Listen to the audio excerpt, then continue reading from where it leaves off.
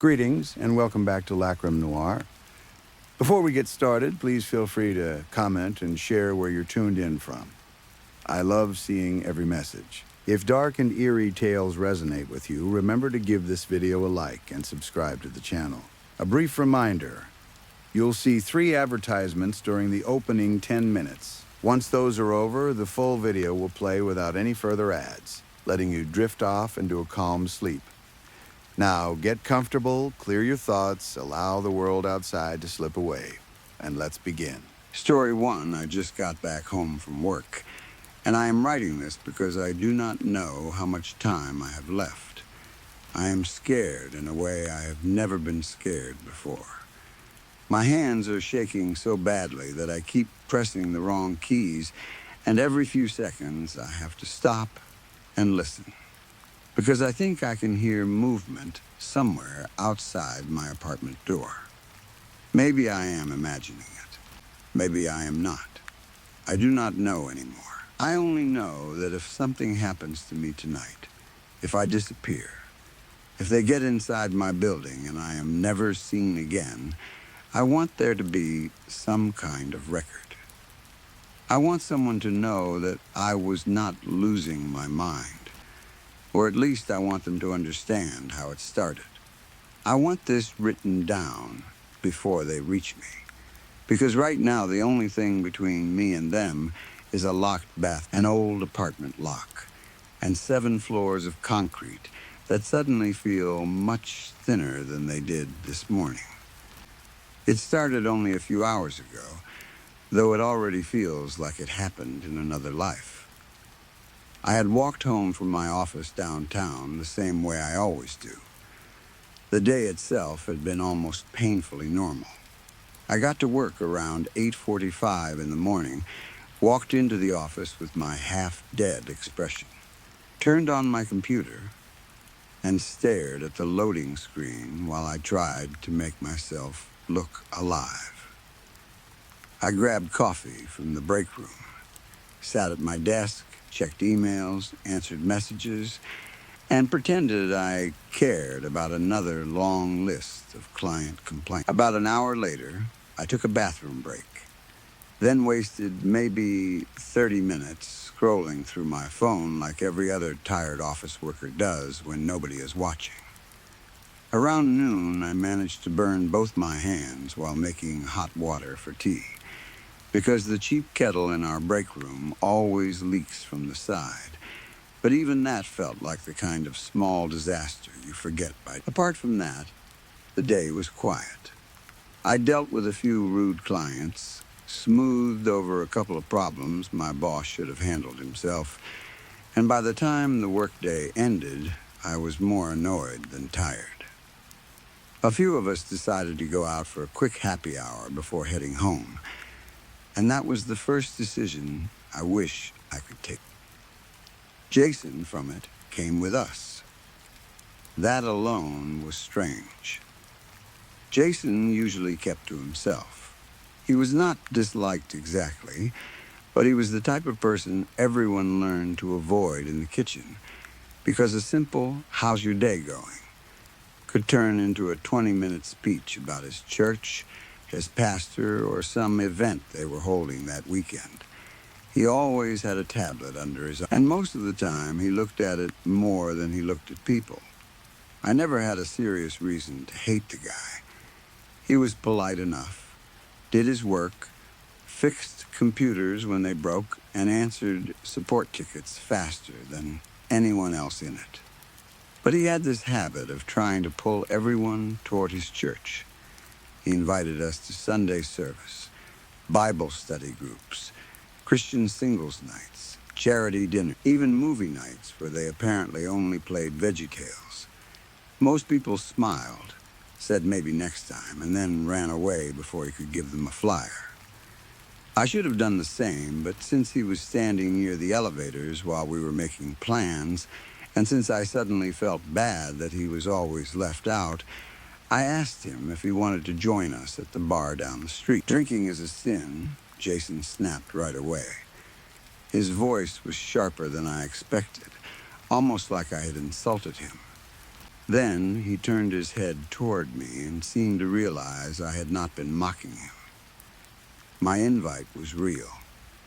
His expression softened, but not by much. He looked at me for a second too long, then muttered, "But if you need the extra accompaniment, there's no harm in joining for." I remember feeling a tiny pinch of regret in my stomach as soon as he said it. There was something about the way he spoke, like he was not accepting an invitation, but answering a command only he could hear. Still, I laughed it off, because that is what people do when the moment gets awkward.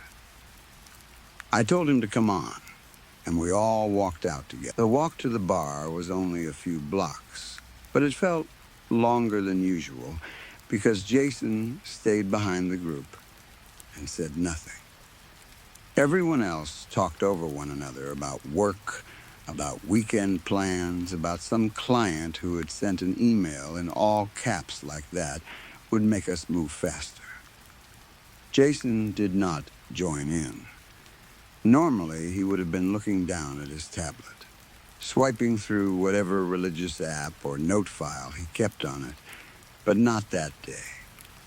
That day, he stared at me, not in quick glances, not in the normal way someone looks at you while waiting to speak. He stared directly at the back of my head until I could feel it. I turned around once and gave him a polite smile, thinking maybe he wanted to say something. He did not smile back. His face stayed still, his eyes fixed on me, wide and bright. I told myself I was being dramatic. Maybe he was just awkward. Maybe he did not know how to act outside the office. But even after I turned back around, I could feel his eyes following every step I took. At the bar, things felt normal for a little while. We got a table near the front window. My coworkers ordered drinks, Jason ordered a soda, and we spent the next hour talking about the same things office workers always talk about when they have escaped for the day. We complained about clients, laughed about our boss, pretending to understand software he could bear, and made jokes about the broken printer that sounded like it was chewing bones whenever someone used it. Jason sat at the end of the table with both hands around his glass. He barely touched it. He did not laugh at the jokes. He did not ask questions. He did not look around the room. He just stared at me. His eyes were open too wide, and there was no anger in them, no disgust, no obvious threat. That made it. It was curiosity. Deep, hungry curiosity, like he was watching a rare animal through glass. Every time I caught him staring, I expected him to look away. He never did. By the time everyone started getting ready to leave, I was uncomfortable enough that I had begun counting the moments between his blinks. At first, I thought he was blinking normally, and I was just missing it. But then I watched him while pretending to check my phone. 10 seconds. 20 seconds. 30, his eyes stayed open, wet and steady, locked on me like he could see something behind my face. Finally, as people stood and pulled on jackets, Jason spoke. "Thanks again for inviting me," he said. His voice trembled, but he was still staring. "I know you guys do these things a lot. I never wanted to be a..." That should have been a normal thing to say. It should have made me feel guilty for avoiding him all those months. Instead, a cold feeling moved through my chest, because as he spoke, I realized I still had not seen him blink. Then he leaned closer, just slightly, and said, "You really should come by the church. I'm sure everyone else would really love to meet you." I told him no as politely as I said I was busy, that church was not really my thing, that maybe another time, all the usual excuses. He looked disappointed, but not surprised. His mouth pulled into a small, gentle smile that did not match his eyes. It looked like he had been expecting me to refuse. It looked like my answer did not matter. The one who endures to the end is the one who will be saved, I guess, he said. Then he stepped back, still smiling, and let me leave. I put in my AirPods as soon as I got outside and started walking home. My commute to and from work takes close to an hour, and now that summer is almost here, I try to walk when I can. It saves money, clears my head, and helps me feel like I am doing something healthy, even if I spend the rest of my day sitting under fluorescent light. The evening air was warm, and the city had that tired after work sound to it. Car horns, bus brakes, people laughing too loudly outside restaurants, footsteps on pavement. I put on loud metal music because I wanted to shake off the uncomfortable feeling Jason had left behind. For the first 15 or 20 minutes, it worked. I walked fast, kept my head down, and told myself I was being stupid. Jason was just weird. Every office had someone weird. That did not mean anything. Then I passed the homeless man. He was standing near the mouth of an alley, not blocking my path, but close enough that I noticed him right away. His clothes were torn and stained, his coat too heavy for the weather, his shoes wrapped in what looked like duct tape.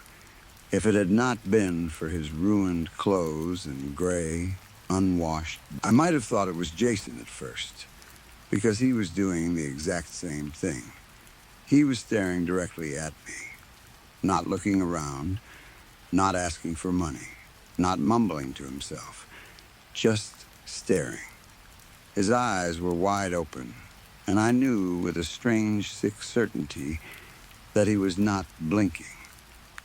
I slowed down without meaning to. Nobody else on the sidewalk reacted. A woman passed between us while talking on her phone and did not even glance at him. A man on a bike rolled by and swerved around a pothole. The city kept moving as if nothing unusual was happening. But the homeless man's whole body had begun to shake. It started in his shoulders, then moved down through his arms, his chest, and his legs. He trembled so hard that for a second I thought he was having a seizure. I pulled one AirPod halfway out, ready to ask if he was okay, but before I could speak, he dropped to his knees. The movement was sudden and heavy, both kneecaps hitting the pavement hard enough that I winced. His face changed then. It did not look angry or sick. It looked innocent, almost peaceful. His eyes stayed on me, shining, unblinking, and his mouth opened a little like he was seeing something beautiful. That was when fear finally pushed through my confusion. I stepped around him quickly and kept walking. Then I walked faster. Then I almost ran. I put my AirPod back in and turned the music louder, as if sound could protect me from whatever had just happened. I told myself the man was mentally ill, or high, or both.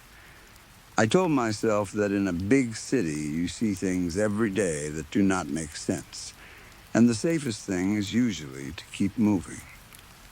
But my heart was beating too fast. I kept looking over my shoulder, expecting to see him following. He was still on his knees when I last saw him, still facing me even as people stepped around him. I tried to focus on the music, but a few blocks later, the song was interrupted by a sound that cut through everything. Bells, church bells. The sound came from the Church of Rejuvenation. I knew the name because Jason had forced it into every conversation he could for months. The building sat on the corner like it had been dropped there from another time.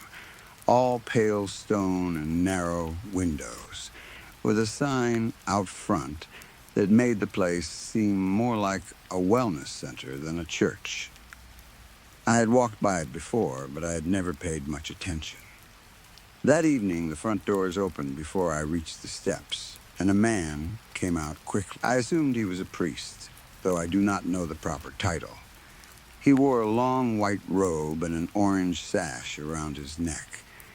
He should have looked calm, maybe welcoming. Instead, he looked like someone who had been waiting for me. The priest saw me and froze. His eyes locked onto mine, and his body began to vibrate just like the homeless man's had. His hands shook at his sides. His lips moved. Then he dropped to his knees on the church steps. I stopped walking. Every part of me wanted to turn and run, but for one stunned second, I could only stand there and watch. The priest began moving toward me while still on his knees. He dragged himself down the steps and onto the sidewalk, fast and clumsy, his robe catching under him. His eyes never closed. Tears ran down his face, but his expression was not pain or fear. It was joy. It was worship.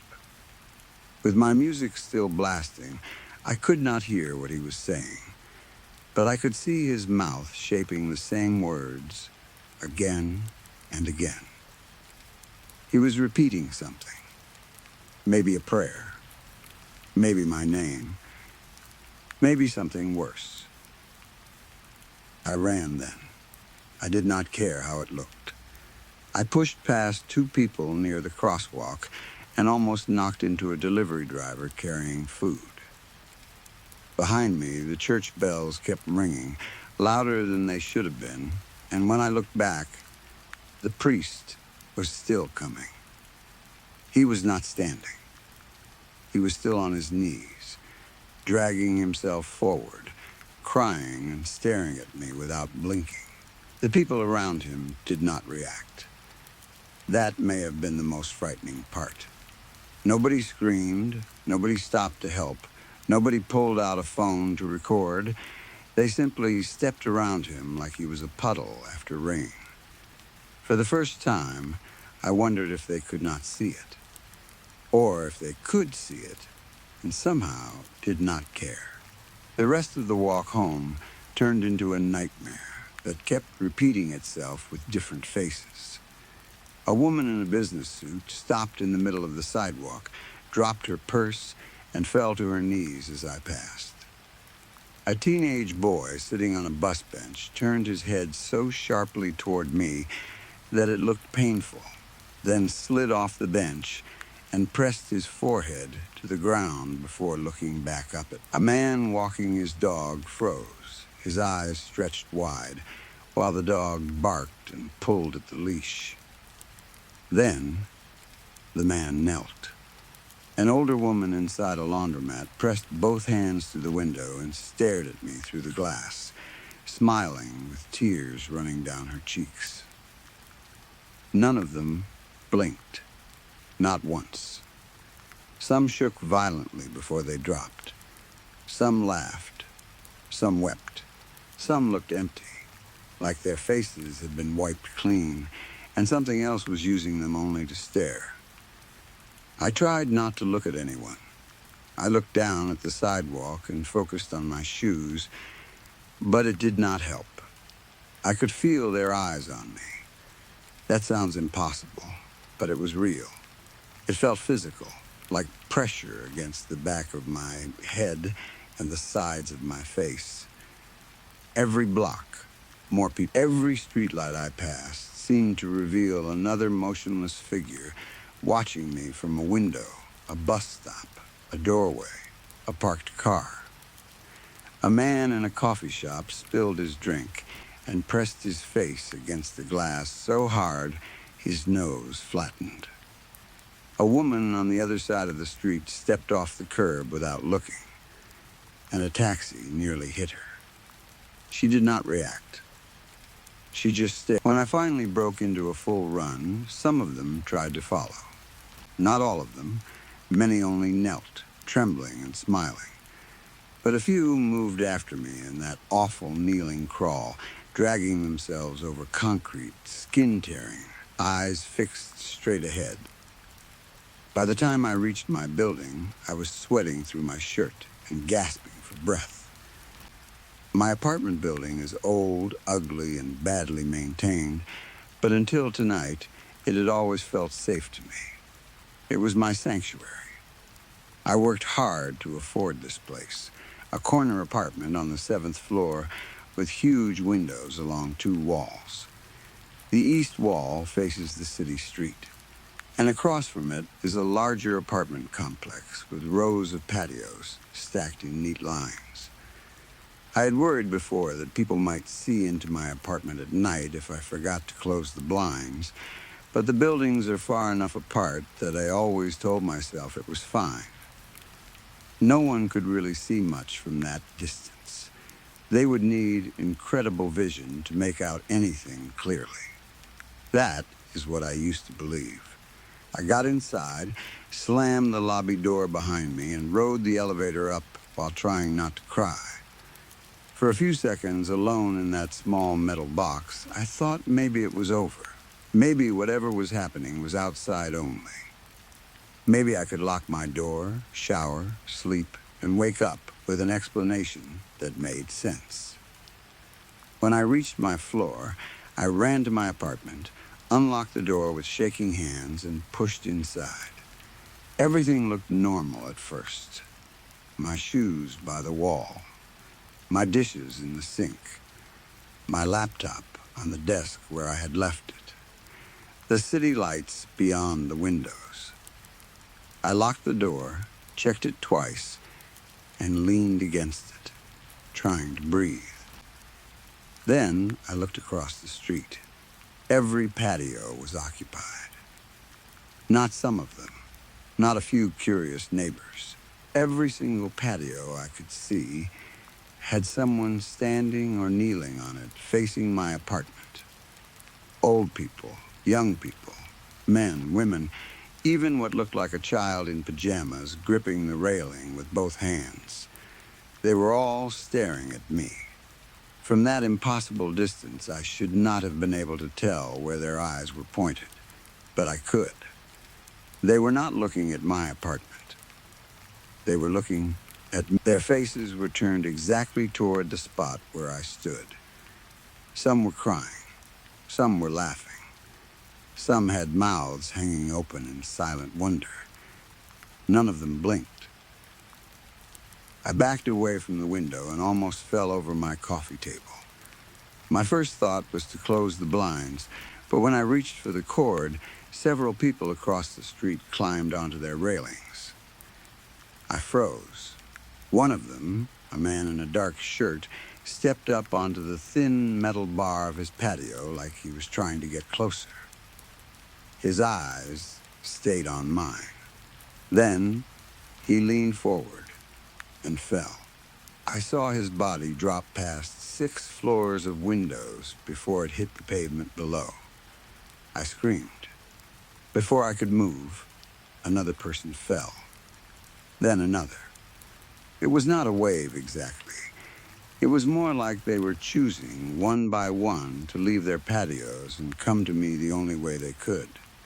Some died when they hit the ground. Some did not. I know because I looked down, God help me, and saw them moving. There are bodies on the pavement outside my building now. Some are still. Others are crawling or writhing, twisted in ways that should make movement impossible. One woman whose leg is bent backward at the knee keeps dragging herself toward my building entrance with her hands. A man with blood covering half his face is on his back, but his head is turned toward my window. Even when I ducked behind the wall, I could feel him watching me.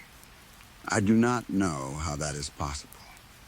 I do not know how any of this is possible. I only know that the pressure of their gaze followed me, even when there was concrete between us. I went upstairs to my bedroom because I needed to get away from the windows, and that was when I found the note. It was lying on my pillow, a plain white piece of paper, folded once. I know it had not been there that morning. I live alone. I always lock my door. No one has a key except the building manager, and he is not the type to leave religious messages on pillows. I opened it because I was too scared not to. Written in neat black letters were the words, "Welcome, our chosen Matthew 24:14. Someone had been inside my home. Maybe Jason. Maybe someone from that church. Maybe one of the people outside. I do not know. I only know that after I read it, I heard a sound from somewhere below me. A low rising noise, like many voices speaking at once. It came through the floor, through the walls, through the pipes. I could not make out words, but I recognized the rhythm. It sounded like I grabbed my laptop and phone and locked myself in the bathroom, because it is the only room in my apartment without a window. I called the police. The dispatcher kept asking me to slow down. I tried to explain that people were outside, that they were hurting themselves, that they were watching me, that someone had broken into my apartment and left a note. She told me officers were on the way. I do not know if they will get here. I do not know if they will look at me when they do. I am not an expert in cults, religion, disease, mass hysteria, or whatever this is. I do not know if Jason did something to me, or if his church has been waiting for me, or if I walked into something that has been moving under the surface of the city for a long time. I do not even know what Matthew 24:14 means, except that Jason quoted something like it before I left the bar, and now those words feel less like scripture and more like a warning. The noises outside my apartment are getting louder. I can hear people in the hallway now. Slow movement. Dragging, a soft knocking that keeps stopping and starting. Sometimes there's crying. Sometimes no one has spoken clearly yet, but I think they are close. Please, if anyone reads this and understands what is happening, help me. Send someone who will not look at me. Send someone with cameras, masks, blindfolds, anything. I do not care how insane that sounds. And if you live near my building, if you hear the sirens or see the bodies outside, do not come closer. Do not look up at my window. Do not look for me in the crowd. Do not look directly at my face for any reason. I do not know what they see when they look at me, and I do not want you to find out. Story 2. I used to work the night shift at a small convenience store on the edge of town back in late 2022. It was the kind of place most people only noticed when they were desperate for cigarettes, coffee, cheap snacks, or a bathroom during a long drive. The store sat beside an old 2-lane highway that cut through miles of forest. There was no gas station attached to it, no houses nearby, no other business, and no streetlights except the weak ones in our parking lot. At night, the whole place felt like it had been dropped in the middle of nowhere and forgotten. There was just the road, the trees, and our flickering red open sign in the front window. Most nights were so quiet that the silence almost felt alive. Cars would pass every now and then, but even they sounded far away, like they were moving through another world. The forest pressed close on 3 sides of the store, and when the wind moved through the trees, it sometimes sounded like whispering. I got used to it after a while. When you work night shifts long enough, strange sounds stop bothering you as much. You learn which noises are the refrigerators, which ones are the ice machine, which ones are the old building settling, and which ones are just your own tired brain trying to scare you. Around 2 in the morning, I was usually alone. My coworker Tyler worked evenings and sometimes stayed late if deliveries came in, but most of the time he left a little after midnight. The manager trusted us because the place almost never had trouble. The worst thing that usually happened was a drunk guy knocking over a display or someone trying to steal beer. I did not love the job, but I needed the money, and night shift paid a little extra. I was 23, broke and stubborn enough to tell myself that I was not scared of a quiet store beside a dark road. That night started normally. A few customers came in before midnight. 2 truck drivers bought coffee and beef jerky. A tired couple came in around 12:30 and argued quietly about directions while standing in front of the chips. A man in a construction jacket bought a pack of cigarettes, scratched a lottery ticket by the door, lost, and left without saying a word. After that, the place emptied out.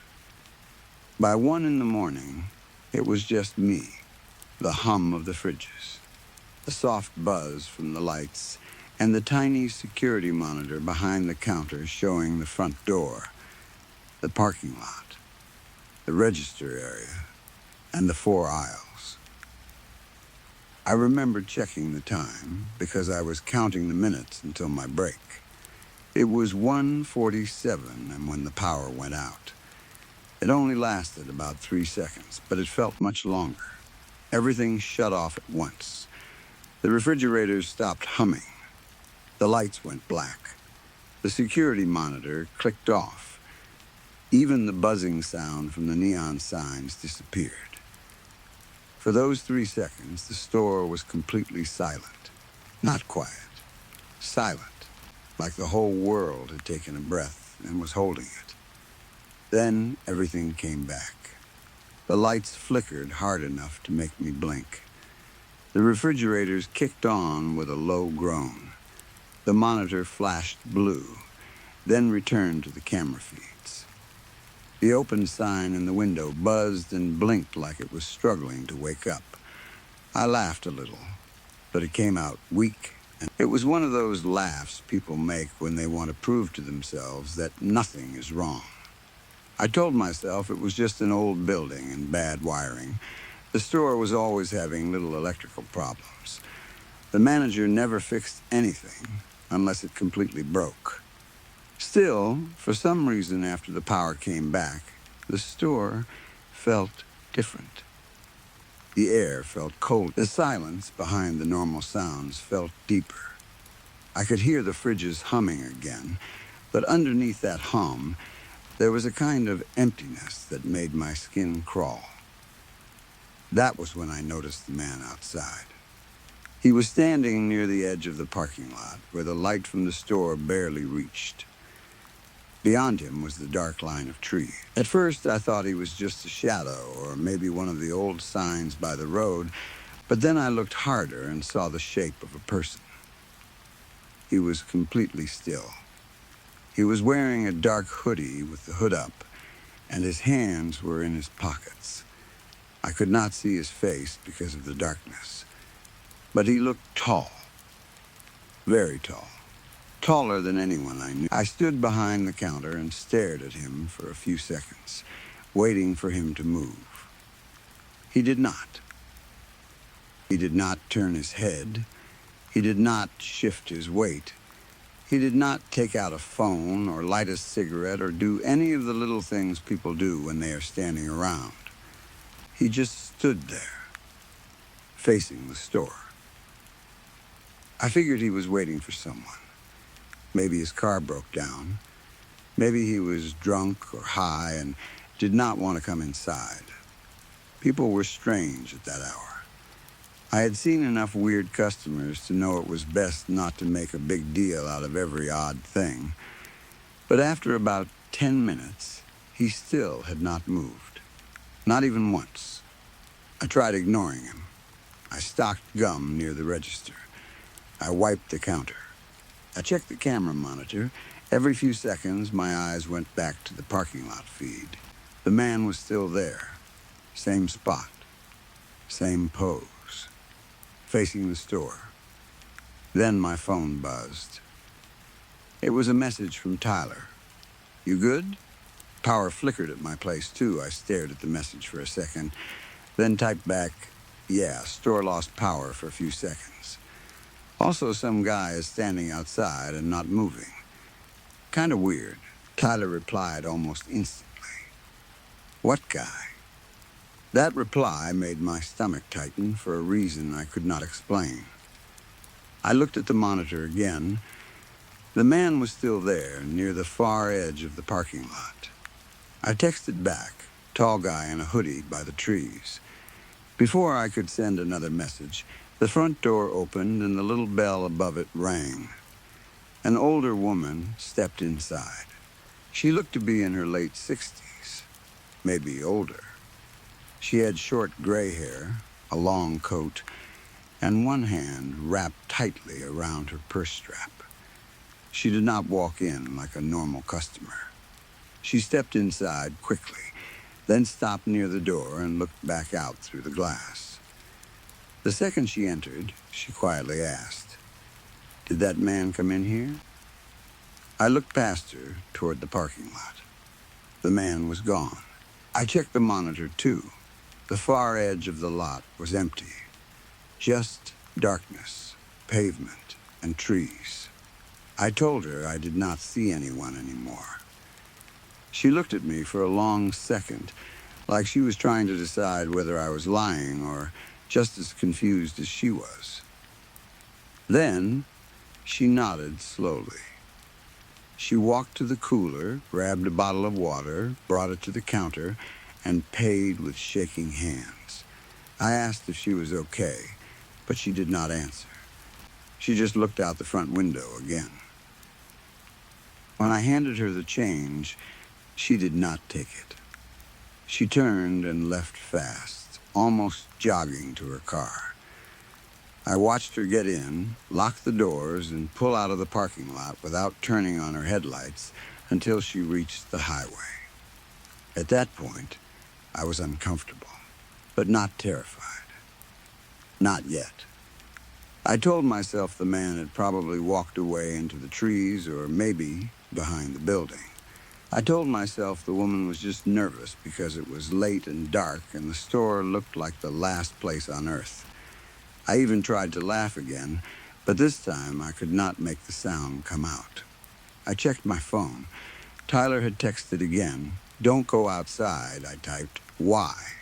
No reply came. I called him, but it rang until voicemail. That made me more annoyed than scared at first. Tyler liked messing with people. He was the type who would tell you some creepy story at 3 in the morning just to watch you get nervous. I thought maybe he had seen the same power flicker and decided to scare me. Then, at 2:26 a.m., I heard knocking on the side employee entrance. Not the front door. The employee door. It was a metal door in the short hallway behind the counter near the stockroom. Only workers, customers did not even know it was there unless they had been around the building. It opened into a narrow space behind the store where we kept trash bins and broken pallets. 3 slow knocks came from that door. Knock, knock, knock. I froze behind the counter. Nobody should have been back there. Even if a customer needed help, they would come to the front. Even if Tyler came back, he would use the front door because he knew I kept the side entrance locked at night. I looked toward the hallway, but from where I stood, I could only see the edge of the door and the dim stockroom light beyond it. I checked the security camera monitor. The side camera showed the area behind the store. Nothing. Then the camera feed flickered into static for half a second. It was so quick that I almost missed it.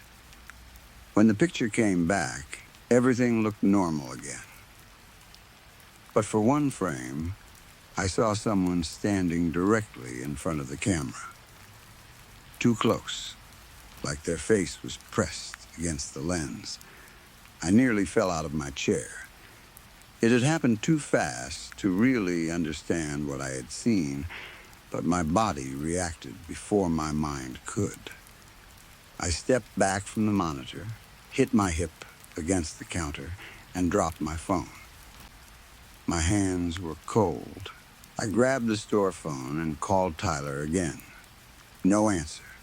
I called the manager. No answer. Then I thought about calling the police, but I hesitated. I know that sounds stupid, but at the time, I still did not know what I would even say. Some guy knocked on the employee door. The camera glitched. I saw a face for one frame. I was afraid they would think I was losing it. Then the knocking started again. Slower this time. Knock, a long pause. Knock, another long pause. Knock, it was not loud. That somehow made it worse. Whoever was outside was not trying to break in. They were not angry. They were patient, like they knew I was listening. I locked the register, turned off the small radio behind the counter, and crouched down slightly so I was not easy to see from the windows. I stayed behind the counter and pretended nobody was inside. I knew that was useless because the lights were on and the store was clearly open, but I could not think of anything else to do. My heart was pounding so hard that I could hear it in my ears. For almost a minute, nothing happened. Then I heard something that made my stomach drop. Footsteps inside the store. Slow footsteps moving between the aisles. I stopped breathing. The sound came from somewhere near the back of the store. One step, then another. The floor made a soft little creak under each one. I knew that sound. I had heard customers walk those aisles all night, every night. But I had not heard the front door open. The bell had not rung. The employee door had not opened either. I was sure of it. I looked up carefully over the counter. Nobody was there. The aisles were empty. I stood still, trying to listen. For a moment, the store sounded normal again. The coolers hummed. The lights buzzed. Somewhere near the back, ice shifted inside the ice machine. Then the motion sensor light in aisle 4 turned on by itself. Aisle 4 was the snack aisle. Chips, cookies, candy, beef jerky. We kept that aisle light on a motion sensor because the fixture was old and the manager said it saved money. From the counter, I could see the end of the aisle. It was empty. But something felt wrong. I cannot explain how I knew. It was not anything I saw at first. It was the feeling of being watched from a place where no one was standing. It was the feeling you get when you walk into a room and instantly know someone was just there. My hands started shaking so badly that I had to grip the counter. I should have stayed where I was. I know that now. I should have called the police and locked myself in the office. But fear makes people do strange things. Sometimes you do not run from the unknown. Sometimes you walk toward it because you need to prove it is not real. So, I slowly came out from behind the counter and moved toward aisle 4. Every step felt wrong. The floor seemed louder under my shoes than it ever had before. I kept looking at the front door, waiting for someone to appear outside. I kept looking at the employee hallway, waiting for the metal door to shake. But nothing moved. When I reached the end of aisle 4, I stopped. The aisle was empty. At least it looked empty. Then I noticed the shelves on both sides were shaking slightly. Not much, just enough for a few bags of chips to tremble. A candy bar near the edge of a shelf slid forward half an inch and stopped. It looked like somebody had just brushed past them. I whispered, "Hello?" No response. My voice sounded small and stupid in that empty store. I took one step back. Then I heard breathing. Right beside me. It was slow and close, like someone was standing inches from my ear. A soft inhale. A rough exhale. I turned instantly. Nothing. The aisle behind me was empty. The space beside me was empty. There was no one there. But the breathing continued. It was beside me and behind me at the same time, like the sound did not know where it was supposed to come from. My whole body locked up. I wanted to scream, but my throat felt tight. I backed away from aisle 4, keeping my eyes on the empty space between the shelves. That was when the store speakers crackled. At first, I thought it was broken audio. The speakers were connected to an old system that sometimes played radio stations full of static. But the radio behind the counter was off. I had turned it off myself. The crackling continued. Then, under the static, I heard whispering. Very quiet, almost impossible to understand. It sounded like several voices speaking at once, all of them low and dry. The words slid over each other, too soft to catch.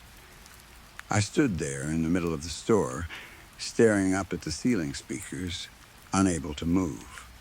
The whispering grew clearer. At first, I caught only pieces. Behind. Don't. Look. Then all at once, one voice rose above the other. It was still quiet, but now it was clear enough that I understood every word. You shouldn't be able to see me. Something inside me snapped. I ran. I did not grab my bag. I did not turn off the lights. I did not lock the register. I just sprinted for the front entrance. The bell above the door rang wildly as I shoved it open and stumbled into the cold parking lot air. For 1 second, I thought I was safe. Then I saw him. The tall man was standing near my car. He was not at the edge of the parking lot anymore. He was right beside the driver's side door, waiting like he knew exactly which car was mine. Except now I could see his face. Or at least I think I did. Something was wrong with it. The light from the store fell across him in pieces. His hoodie shadowed most of his face, but I could see enough to know that what I was looking at was not normal. His eyes looked too dark. Not just brown or black, but empty, like holes cut into a mask. His smile was too wide and too still. It stretched across his face in a way that made my stomach twist. It looked like someone trying to copy a human expression without understanding what a smile was supposed to mean. I stopped so fast that my shoes slid on the pavement. He tilted his head a little. I wanted to run back inside, but the thought of going back into that store was worse than standing in the parking lot with him. I do not know how I did it, but I forced myself to move. My car was only a few yards away. I kept my eyes on him and walked around the front of the car to the passenger side. He did not move at all. I fumbled with my keys, dropped them, grabbed them again, and unlocked the door. I climbed over the passenger seat into the driver's seat, slammed the door, and locked everything. My hands were shaking so hard I could barely get the key into the ignition. The engine coughed once before starting. The tall man walked toward the window slowly, not aggressively, almost calmly. He stopped beside my driver's side window. Up close, he looked even taller. He had to bend slightly to look in at me. His face was inches from the glass. I could smell something through the closed window, which should have been impossible. It smelled like wet leaves, old dirt, and something rotten underneath. He lifted one long finger and tapped the glass once. Tap, then he said, in a voice that sounded almost like Tyler's voice, but not exactly. Next time, don't pretend you're alone. I screamed and threw the car into reverse. The tires squealed as I backed out of the parking space. I hit one of the concrete stops hard enough to make the whole car jump, then swerved around him and sped toward the highway. I did not look back until I was already on the road. When I finally glanced in the rearview mirror, I saw the store getting smaller behind me. The tall man was standing in the middle of the parking lot, under the flickering open sign. He raised one hand, not waving, just holding it up, like he was showing me he could have stopped me if he wanted to. I drove until I reached the first gas station 20 minutes away. I parked under the brightest light I could find and called the police from inside the store. I was shaking so badly that the clerk thought I had been in a car crash. I tried to explain what happened, but it sounded insane even while I was saying it. 2 officers met me there and followed me back to the convenience store. By the time we arrived, the front door was still unlocked, the lights were still on, and the bell rang like normal when we went inside. Nothing looked damaged. Nothing looked out of place. The register was still locked. My bag was still behind the counter. The old radio was still off. They searched the store. They searched behind the building. They searched the edge of the forest in the parking lot. They found nothing. No fingerprints on the employee door. No signs of forced entry. No footprints in the mud behind the store, even though it had rained earlier that evening. No person hiding inside. No tall man. The officers were polite, but I could tell they did not believe the whole story. One of them suggested that maybe I had fallen asleep and had a nightmare.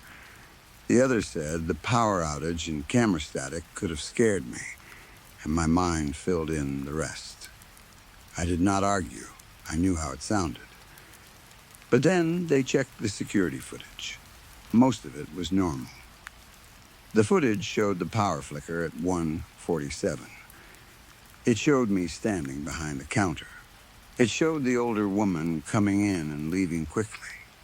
It showed me reacting to the knocking, though the camera outside the employee door went static at the exact moments when someone should have been visible. The parking lot camera did not show the man near my car. That part made no sense because I had seen him there. I had been close enough to hear him tap the glass. But on the footage, my car was alone. It showed me running outside, stopping, staring at nothing, then climbing into my car like I was running from someone who was not there. The officers looked at me differently after that. Not like they believed me, more like they thought something was wrong with me. But then they found the footage from aisle 4. Almost all of it was corrupted. The file jumped and froze and broke into blocks of gray and black. The tech guy from the police department said it was probably a system error from the power outage. But there was one frame that survived. One single frame. They showed it to me later, and I still wish they had not. In the picture, I was standing in aisle 4, exactly where I remembered standing. My body was turned slightly, like I had just heard something beside me. My face looked pale and terrified. My mouth was open, caught in the middle of whispering hello, and in front of me, inches away from my face, was something the camera had somehow captured. It was not fully clear. The image was too dark, too distorted. But there was a shape there, tall, thin, leaning toward me. Its face was close to mine, so close our noses would almost have touched. I had been looking directly at it, but I had not seen it.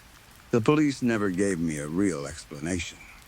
The manager closed the store for 2 nights, then opened it again like nothing had happened. He called me 3 times asking when I was coming back to work. I never answered.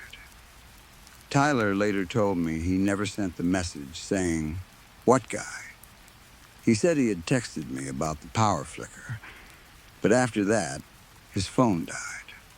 When I showed him the messages, his face went white. The store shut down a few months later. Officially, it was because business was bad and the owner wanted to sell the land. Maybe that was true. Maybe not. I only know that before it closed, 2 other night workers quit without notice. One said he heard someone breathing in the stockroom.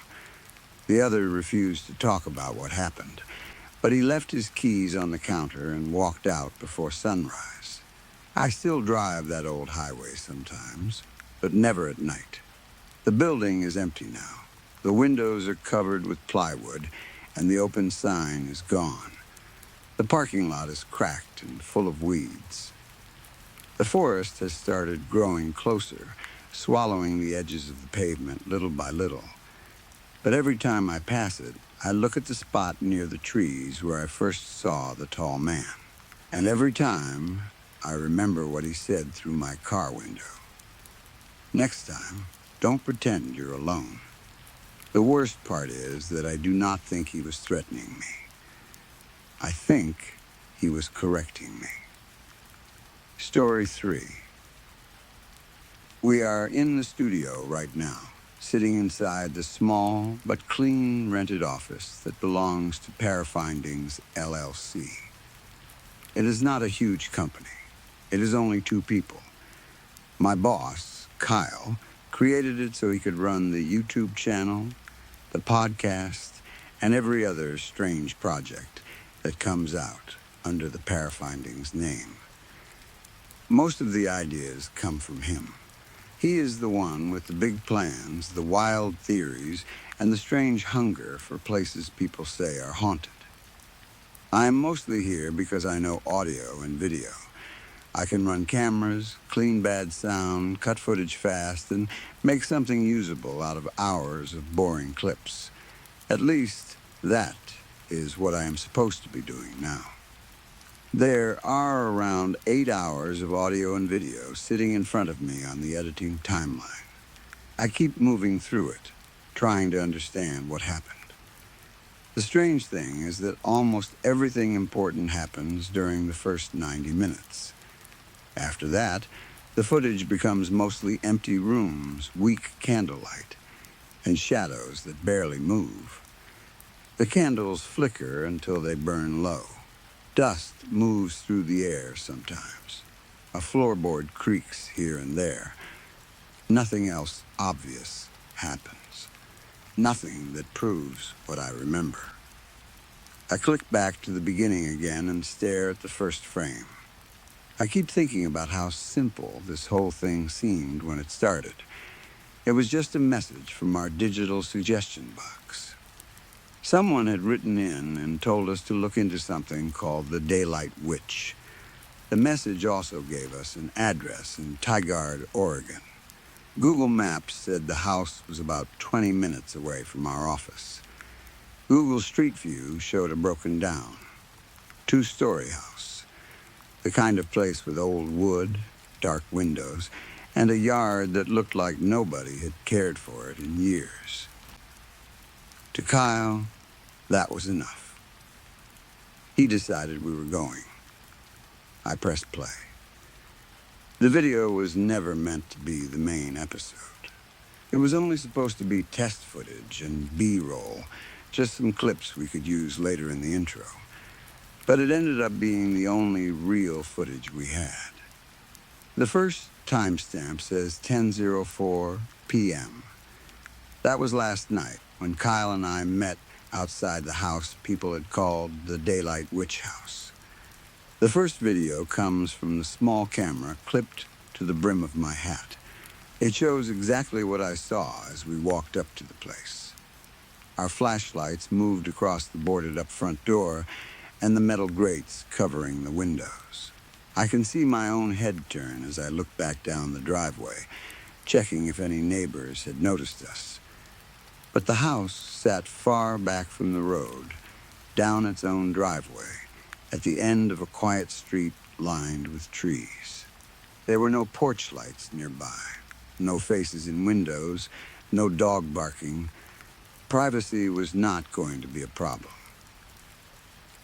We tried pulling on the window grates, but they did not move at all. They were fixed hard into the outside walls.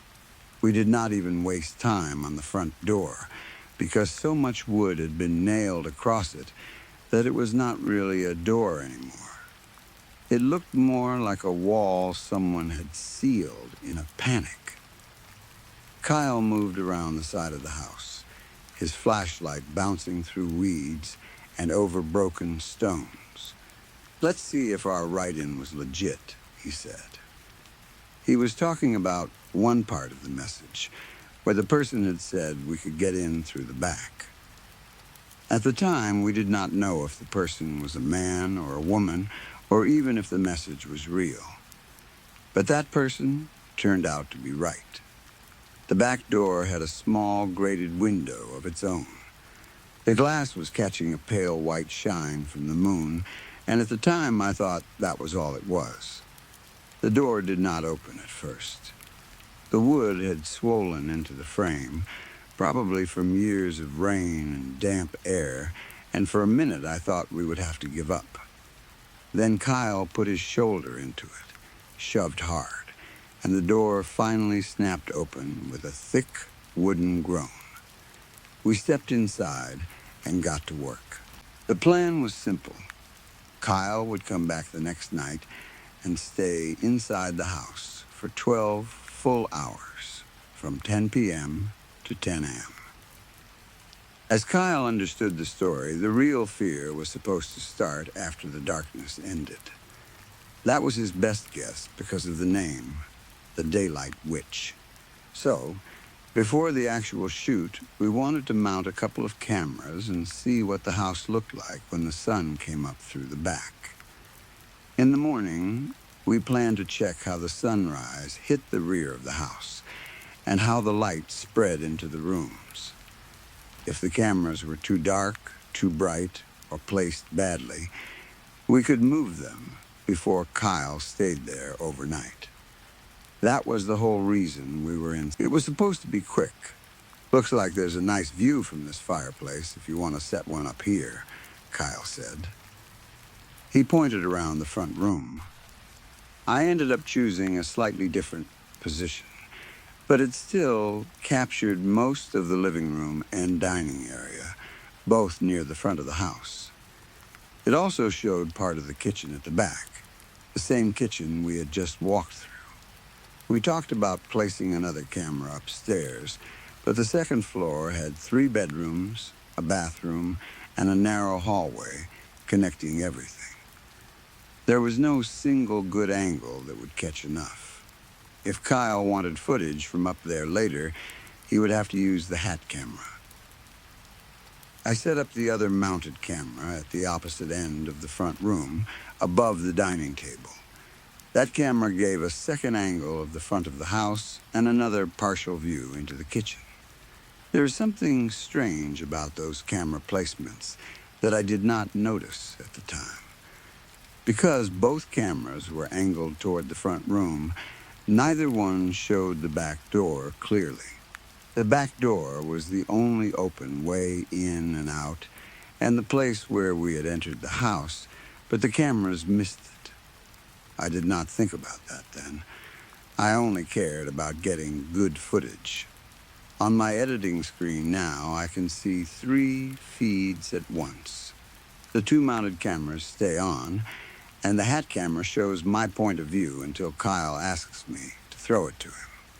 "I'm going to film some stuff at home," he says in the footage, like packing food and a sleeping bag and stuff. That is where my point of view recording ends.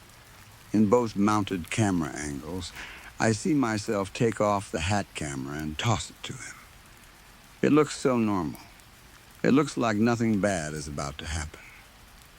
Kyle catches it, checks it, and turns toward the kitchen. "You ready?" he asks. I tell him he can. I say I want to stay a little longer and get a few more test shots. I want to see how the cameras handle different kinds of light, how they react to flashlights, candles, And maybe, if the place has power, actual overhead lights. I ask him how the live streams look on his phone because he can pick them up when he is close enough. Pretty crisp, he says. Nice work. You don't have your phone to check? I did not. I had left my phone in my car, and my car was parked only about 15 feet from the other side of that boarded-up front door. At the time, it did not matter. It felt close enough. It felt safe enough. Well, don't stay too late, Kyle says. Then he walks into the kitchen. Because of the way the cameras are placed, he disappears from the frame before he would have actually left the house. After that, the footage loses my point of view, and what comes next is mostly from my own memory. I picked up my flashlight and turned it on again. I swept the beam from the floor to the ceiling and from one end of the room to the other. I wanted to check how the cameras handled the flashlight moving in and out of view. Tomorrow, I thought, I would look at the footage and see if the image became grainy or washed out. After that, I lit a few candles we had brought with us. I placed them on surfaces around the front room, trying to choose spots where they would not fall over. I remember actually praying, in a half-joking way, that none of them would tip after we left and burn the house down. The place already looked like it wanted to die, but I did not want to be the reason it finally did. Then, I searched the room for a light switch. I found one near the front door and flipped the two switches up and down. Nothing happened. That did not surprise me. The place looked abandoned. Who would still be paying for electricity in a house like that? Still, if there was any chance the lights worked, I needed to test them. Any light source could change the camera settings, and I wanted to know before Kyle came back for the real shoot. I tried another switch by the dining room table. Maybe it controlled the stairwell light or something in the front room, but again, nothing happened. The house stayed dim, with only the candles and my flashlight pushing back against the dark. Just to finish the checklist, I walked into the kitchen and tried the light switch there.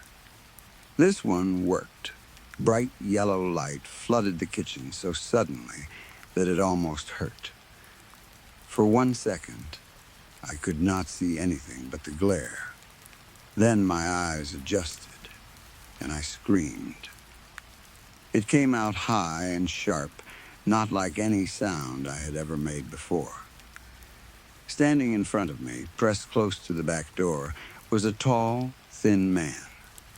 The overhead light covered him completely. His face looked rotten and pale, a sick white-yellow color that made him seem dead and sunburned at the same time. Long gray hair hung around his head, but some parts looked burned away, as if heat had eaten through it. His eyes were the worst part.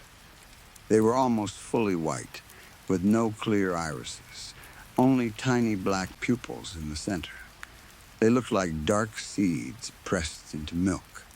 His lips were dry and split so badly that pieces of flaking skin looked ready to peel away from his mouth.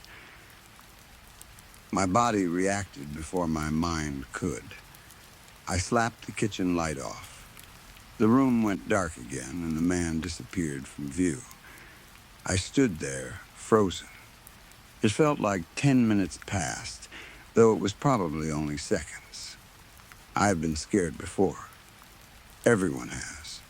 But this was different. This was the kind of fear that empties your body out.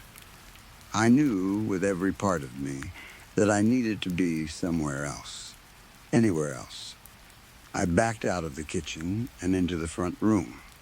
My eyes searched the room until I spotted my car keys sitting on a small end table by the fireplace. I rushed over and grabbed them. As soon as my fingers closed around them, I heard a familiar click behind me. A warm glow spread across the floor. The kitchen light was back on. I called out, "Hello?" My voice sounded weak and foolish in that house. No one answered. Somehow, the silence felt just as bad as a reply would have.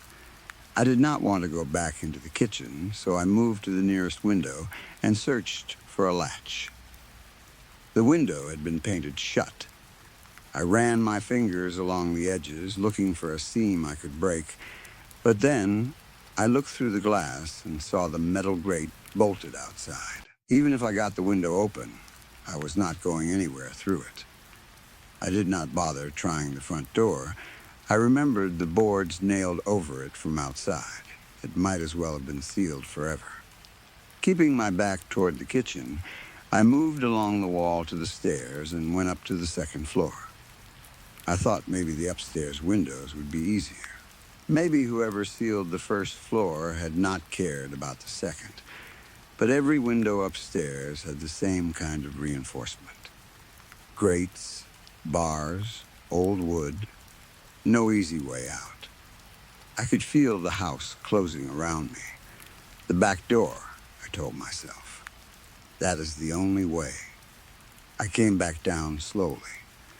The kitchen light was still spilling into the front room, turning the edge of the doorway a dirty. I stood there and breathed in and out, trying to force myself to move. Maybe nothing would be there when I passed through. Maybe I had imagined it.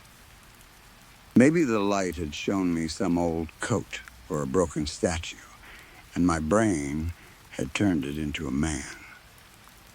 I wanted to believe that. I needed to believe that. But when I stepped close enough to see into the kitchen, he was still there.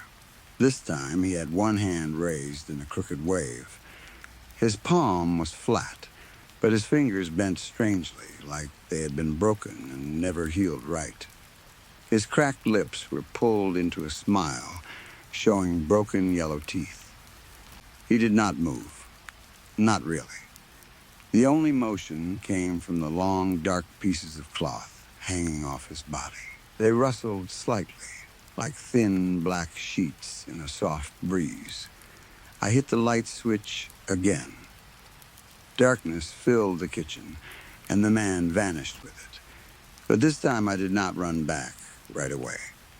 I stayed where I was, staring into the black space where he had been standing. I took one careful step toward the back door. The light clicked on by itself. He was there again. His lips were closed now, but twisted into a smirk. In one pale hand, he held up a set of car keys. My car keys.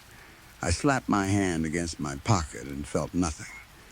I searched the other pocket, then the first one again, as if they might magically appear. They did not. I backed into the front room and crouched near the fireplace, trying to hide inside the darkness. My thoughts were broken and racing. I wondered if a man could be a witch. Then I realized the word did not matter. Witch, warlock, ghost, zombie, demon, those are only names people use because we do not know what else to call things like that. Whatever stood in the kitchen was beyond any word I could give it. It was real enough to take my keys. It was real enough to wait for me in the light. I forced myself to think. He wanted light. That was when he appeared. In the darkness, I could not see him. Maybe he was gone. Maybe he only existed when light touched him. My eyes moved around the room until I saw a set of fireplace tools beside me. I grabbed the metal poker and held it tight in both hands. Then, I backed up against the wall beside the opening into the kitchen. I took one last, deep breath. I rushed around the corner with my eyes half closed, trying not to look directly at the awful figure by the door. I ran toward the center of the kitchen and swung the poker upward as hard as I could. There was a sharp crash as the overhead light shattered. Glass rained down and darkness swallowed the room again. For one beautiful second, I felt alone. I could feel it. It had worked. Then I heard the click of my flashlight. I turned. The daylight witch was holding my flashlight under his own face. The beam pointed upward, lighting him from below like someone telling a ghost story at a campfire. His tiny pupils looked even smaller in that harsh light, but somehow they stared harder. He did not blink. He did not breathe. He did not shift his weight. My own eyes watered from watching him. His lips were split open in thin red lines, and blood filled the cracks like tiny painted stripes. I knew then that if I could not escape through a door or a window, I had only one choice left. I had to go through him. I lowered my shoulder and charged toward the back door. I had no idea what would happen. Maybe I would pass through him like smoke. Maybe I would slam into a body as solid as... But just a couple of feet before I reached him, something inside me changed. The sound dropped away. The kitchen, the house, the flashlight, everything disappeared into a quiet space that felt like it was somewhere between a dream and a memory. Then a story opened inside my head. It came in pieces, not in a straight line. I saw a girl lying on dry earth under a cruel sun. One of her legs was bent the wrong way. Her skin was burned red and blistered from hours of pure daylight. She had been out there too long.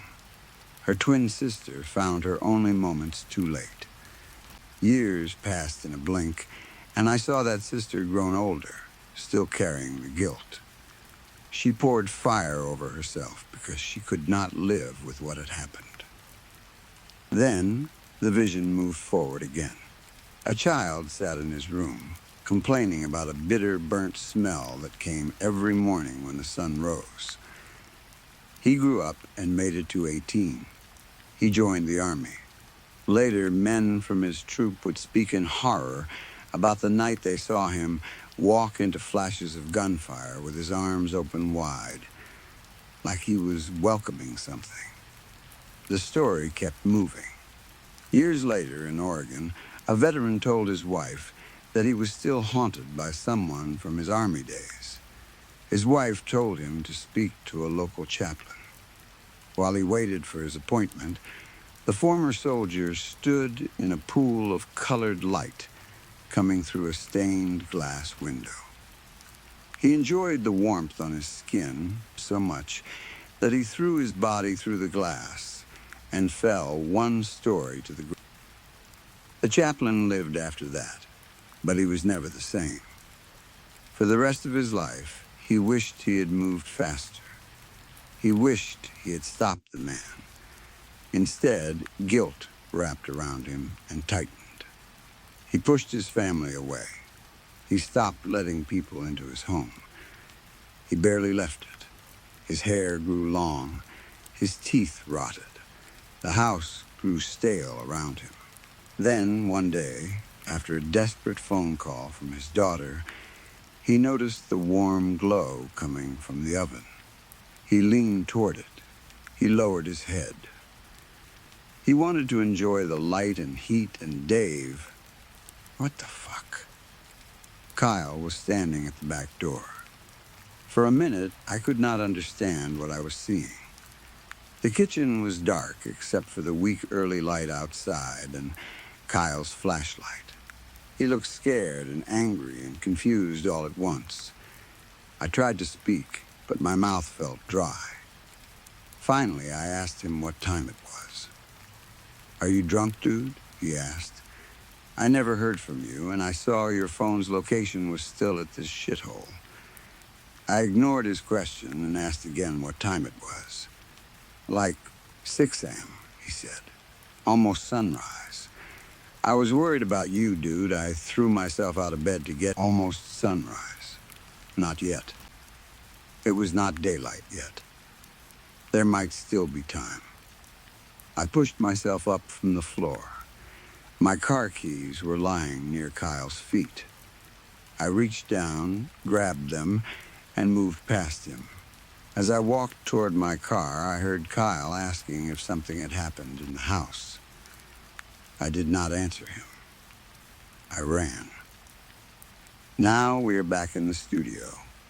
I keep crawling through the video recordings, looking for proof of anything that happened, but I am not finding much.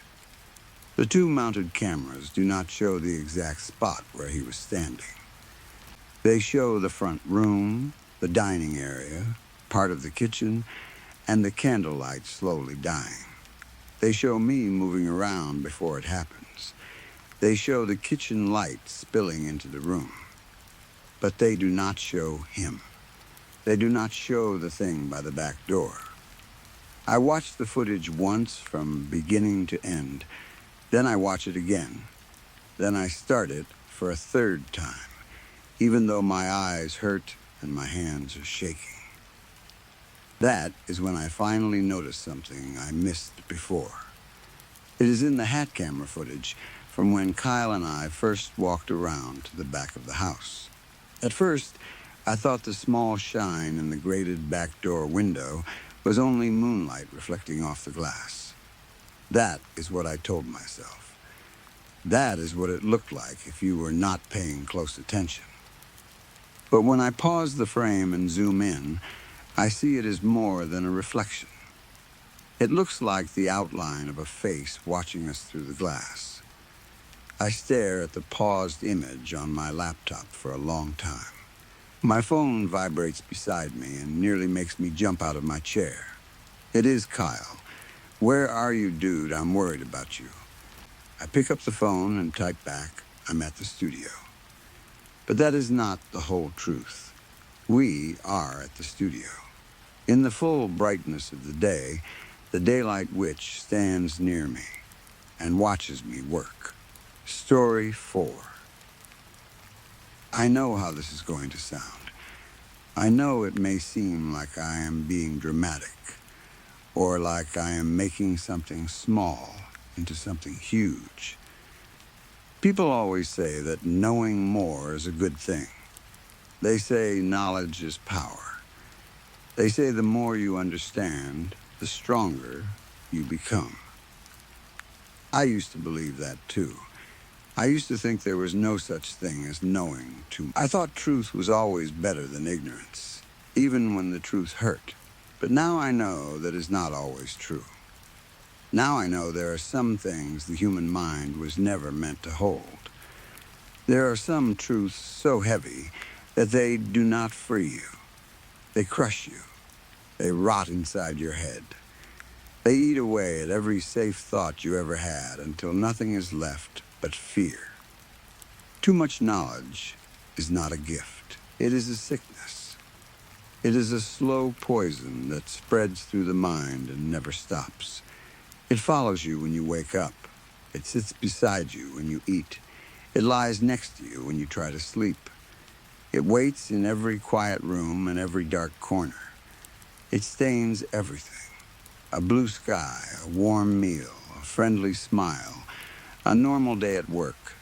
The sound of birds in the morning, none of it feels real anymore. None of it feels safe. Once you know what I know, the world becomes nothing but a thin layer of paint over something endless and cold. I do not know how much time I have left before the last pieces of my sanity finally break apart.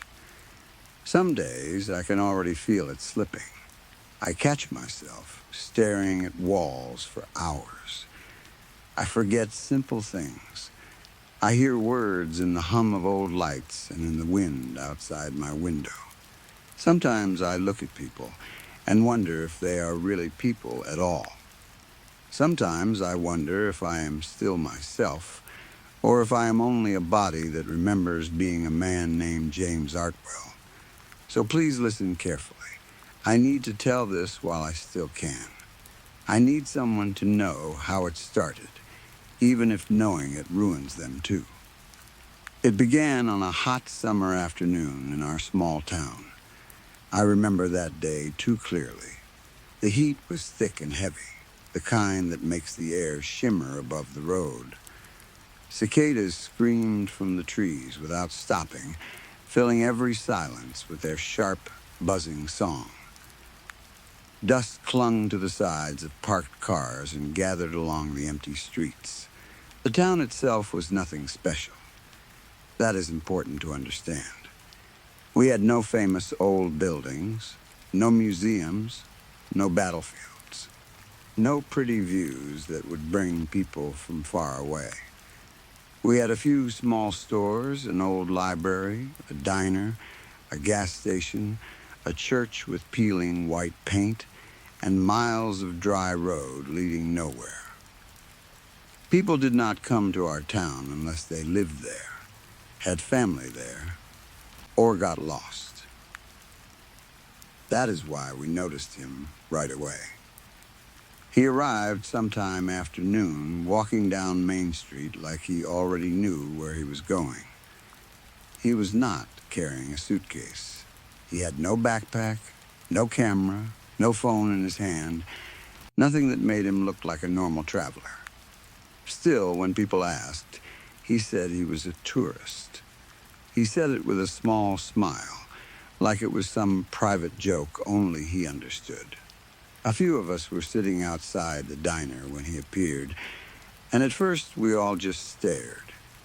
In a town like ours, strangers were rare. A stranger like him was impossible to ignore. He was too clean.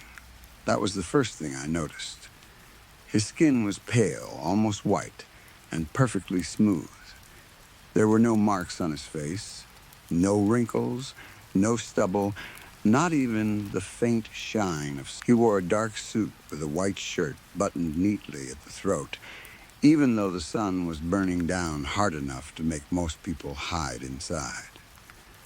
The jacket looked heavy, the kind of thing no sane person would wear in that heat, but he did not seem uncomfortable. He stood there calm and still, while the rest of us wiped sweat from our necks and squinted in the light. There was a smell around him, too. At first, I thought it came from the street or maybe from a power line somewhere nearby. It was sharp, like the air after lightning strikes, mixed with something old and dry, like dust trapped in a closed room for years. It followed him wherever he moved. When he came closer, the smell grew stronger, and for some reason it made my stomach tighten. A few people tried to be friendly. That was how our town... We were suspicious, sure, but we were still polite. Mrs. Harlan from the library asked if he needed directions. My neighbor Cal offered to show him around. I joined because I was curious, and because the whole thing felt strange enough that I did not want to walk away. The man thanked us in a voice that sounded formal and calm, almost old-fashioned, but there was something wrong beneath it. Every word came out too measured, too clear, like he had learned human speech from a book and was careful not to make a mistake. We took him down Main Street first, though there was nothing to show. We pointed out the diner, the grocery store, the barber shop, and the old hardware store that had been owned by the same family for 3 generations. He smiled and nodded at everything, but his eyes never seemed interested.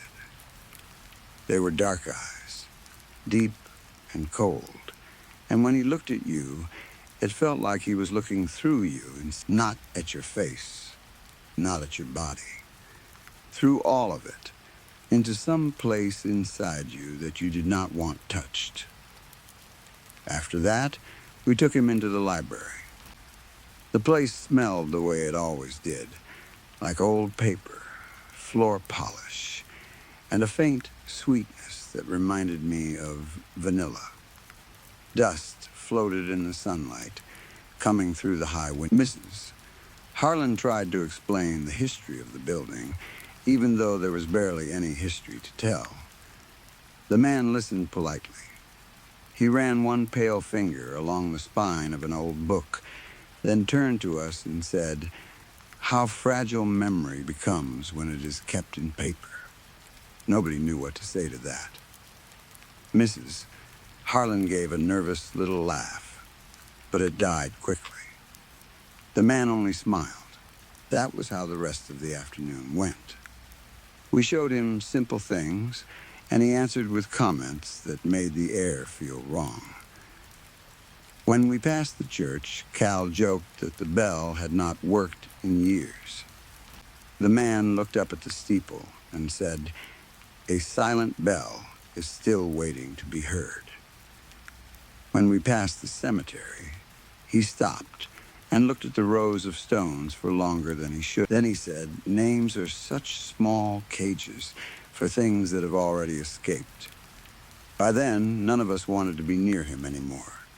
We kept walking because nobody wanted to be rude enough to leave first. The sun lowered slowly, turning the road orange and making the shadows long. The whole town seemed quieter than normal. Even the cicadas seemed far away. Then, without warning, the man stopped in the middle of the sidewalk. We stopped with him. I remember the exact moment. A dry wind pushed dust across the road. A dog barked somewhere in the distance. The man turned to face us, and his smile widened just a little. It did not reach his eyes. Then he asked, "If knowledge to humans is power, then what is it to a god?" No one moved. The words were not loud, but they seemed to fill the whole street. They pressed against my ears and settled behind my eyes. A cold feeling moved up my back, slow and sharp, even though the day was still hot. My hands went numb. I looked at the others and saw their faces had gone. Cal's mouth was open like he wanted to answer, but no sound came out. Mrs. Harlan had one hand pressed to her chest. The man looked at each of us one by one, studying our faces like he had done something to us and wanted to watch the effect. Then he gave a small nod, as if he was satisfied, and turned away. He walked down the road into the heat haze, and none of us followed. For a long time, we just stood there. I do not know how long. It could have been 1 minute or 20. My heart was pounding so hard that it hurt. My thoughts were racing, but none of them made sense. The question kept repeating in my head. If knowledge to humans is power, then what is it to a god? I tried to tell myself it was just a strange question from a strange man. Nothing more. But my body knew. Some deep part of me understood that those words had not been meant as a question. They had been a door. When I finally looked around, I saw that the others were crying. Silent tears ran down their faces. Their eyes were wide and empty. I raised my hand to my own cheek and felt wetness there, too. I had been crying without even knowing it. That evening, I walked home alone. The sky was turning dark purple at the edges, and the last orange light of the sun was sinking behind the trees. Gravel crunched under my boots. Every house I passed looked normal, but I felt like something had changed in all of them. Curtains seemed to watch me. Windows looked like black eyes.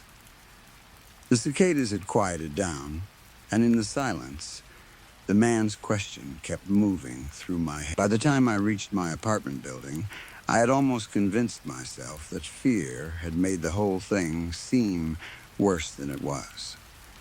Maybe he was just some odd man who enjoyed making people uncomfortable. Maybe I was tired. Maybe the heat had gotten to me. I wanted to believe that. I needed to believe that. The front door of the building gave its usual long squeak when I pushed it open. Inside, the hallway smelled of burnt coffee, old carpet, and damp wood. A train passed somewhere nearby, shaking the floorboards with a low rumble. I was halfway to the stairs when my landlord stepped out from the small office by the entrance.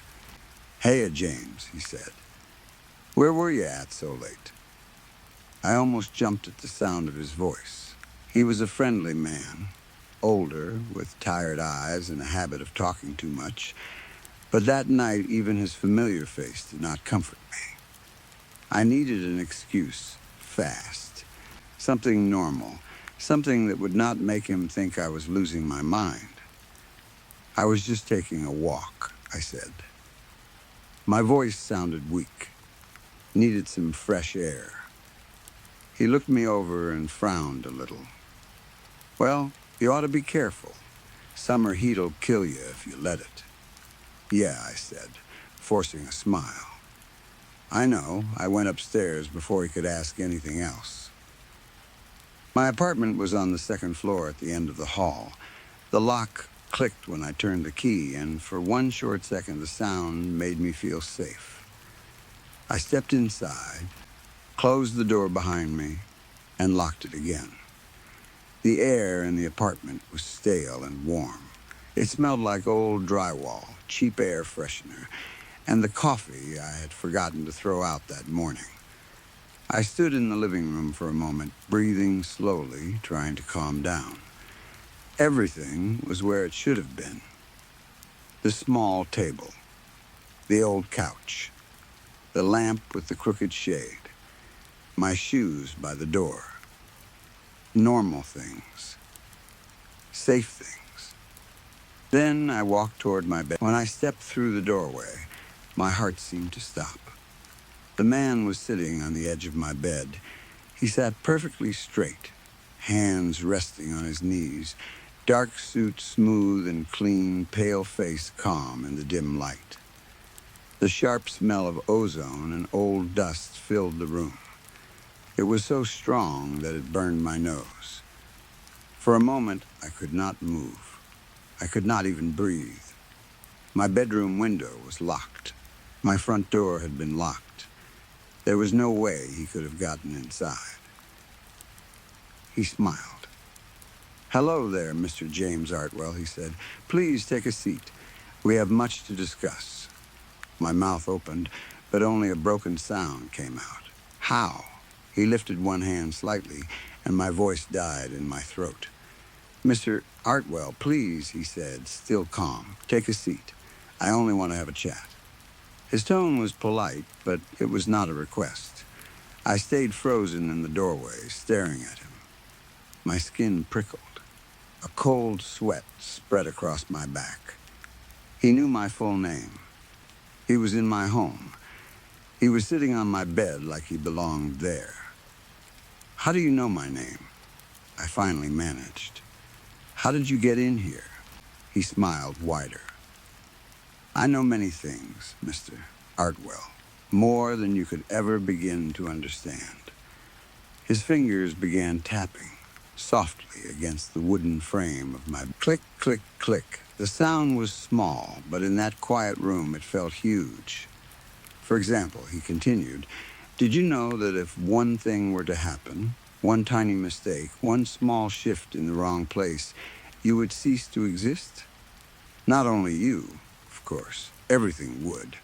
Your town, your world, every star you have ever seen, every star you will never see. All gone." I wanted to shout. I wanted to ask what he meant. I wanted to run. But my throat felt tight, and the only sounds I made were weak, choking breaths. The room seemed to tilt around me.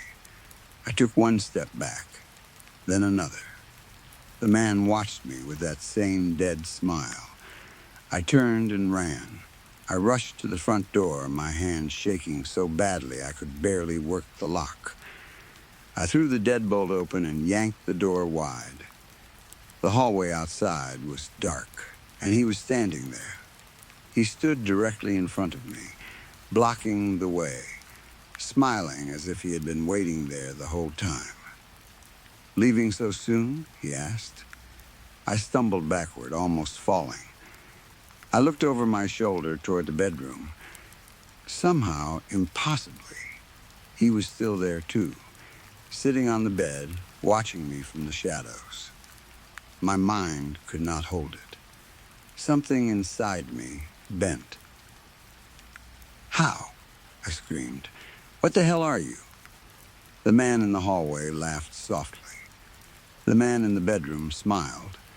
Then there was only one of him again, standing near the front door. Or maybe he had never moved. I do not know. I cannot explain it. That is the worst part. I remember what I saw, but memory feels useless when reality itself refuses to stay still. "If I told you what I am," he said, "you would lose your mind completely." His voice changed then. The polite mask slipped away, and something colder came through. It was not anger. It was worse than anger. It was emptiness. He stepped closer.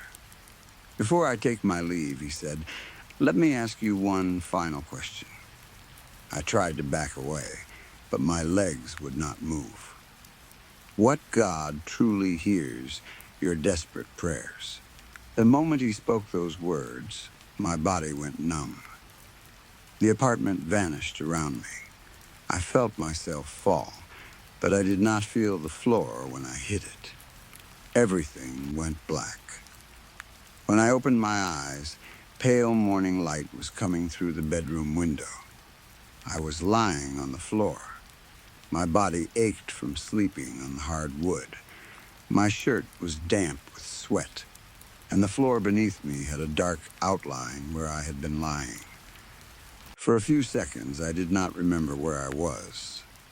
Then everything came back, and I sat up so fast my head spun. The man was gone. I forced myself to stand. My legs trembled. The room looked normal. The bed was unmade. The window was still locked. Nothing had been stolen. Nothing was, but the smell was still there, faint but real.